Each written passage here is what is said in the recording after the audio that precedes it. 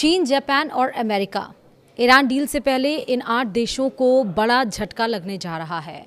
हम ऐसा क्यों कह रहे हैं? क्योंकि ये ऑलमोस्ट पावरफुल कंट्रीज़ हैं और इनको झटका लगेगा तो फिर बाकी का क्या होगा। नमस्कार, आप देख रहे हैं न्यूज़ 18 का डिजिटल प्लेटफॉर्म। मैं हूं आपके साथ श्रुति श्रीवास्तव। ईरान और अमेरिका के बीच संभावित परमाणु समझौते से पहले तेहरान ने विदेशों में जब्त अपनी 120 अरब डॉलर से ज़्यादा संपत्तियां वापस करने की शर्त रखी हैं। चीन, भारत, जापान, कतर और अमेरिका समेत 8 देशों में ईरान का पैसा फंसा है।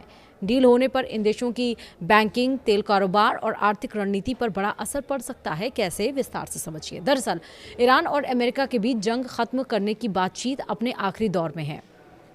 CNN के मुताबिक दोनों पक्ष के मेमोरेंडम ऑफ अंडरस्टैंडिंग यानी कि MOU पर काम कर रहे हैं, जो सभी बाकी मुद्दों के समाधान का रोड मैप तय करेगा। हालांकि अमेरिकी विदेश मंत्री मार्को रूबियो ने कहा है कि डील अभी वर्क इन प्रोग्रेस है। अल जजीरा के तेहरान ब्यूरो चीफ के मुताबिक डील फाइनल है, बस दस्तखत होने हैं। लेकिन इस डील से पहले ईरान ने एक बड़ी शर्त रखी है। दुनिया भर में जब उसके पैसे वापस करो, ईरान के विदेशों में जमा कुल जब्त संपत्तियों का सटीक आंकड़ा तो अभी स्पष्ट नहीं है, लेकिन अल जजीरा की रिपोर्ट के मुताबिक यह रकम 120 अरब डॉलर यानी कि 11.49 लाख करोड़ रुपए से भी ज़्यादा है। यह पैसा इन 8 देशों में जब्त है। सबसे ज़्यादा करीब 20 अरब डॉलर चीन में फंसे बताए जा रहे हैं और इसके अलावा कतर में करीब 12 अरब डॉलर, भारत में 7 अरब डॉलर और इराक में लगभग 6 अरब डॉलर फंसे हैं। वहीं अमेरिका में 1.2 अरब डॉलर, फिर उसके बाद लग्जमबर्ग और जापान में करीब 1.5 अरब डॉलर की रकम फंसी हुई है। और इसके अलावा तुर्की और कुछ अन्य देशों में भी ईरान की संपत्तियों और पैसे जब्त बताई जाती हैं।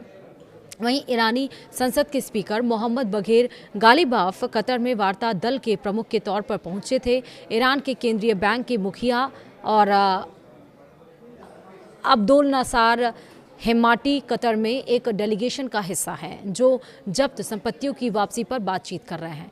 ईरान की सरकारी न्यूज़ एजेंसी फॉर्स के मुताबिक अमेरिका ने ईरान के विदेशों में जमी संपत्तियों का कुछ हिस्सा रिलीज करने पर सहमति जताई है और इसके बदले हॉर्मुज़ में जहाज़ों का आवाजाही फिर शुरू होगी।